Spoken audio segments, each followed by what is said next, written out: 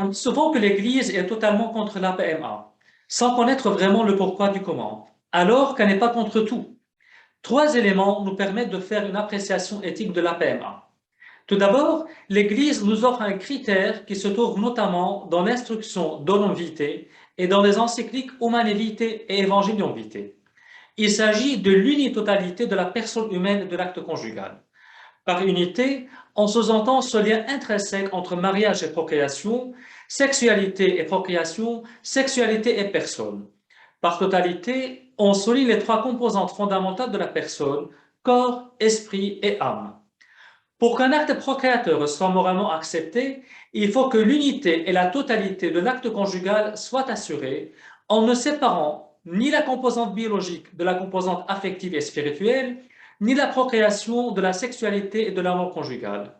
Sinon, on ne parle plus de la procréation, mais de la procréatique, comme l'explique le philosophe Dominique Forchel.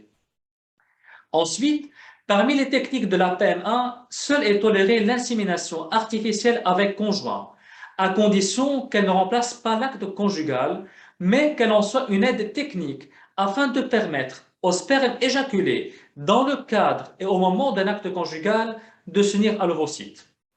En plus de ce critère, les autres techniques posent d'autres dilemmes moraux partagés par l'éthique laïque, tels que le sort des embryons surnuméraires et le don des gamètes.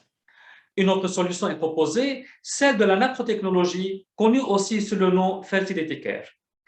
Enfin, bien que l'impossibilité de concevoir un enfant constitue une souffrance pour beaucoup de couples, on ne peut cependant parler de droit à l'enfant. Ce dernier ne peut en aucun cas être un objet de droit, mais un sujet de droit protégé par les lois et les grands traités internationaux.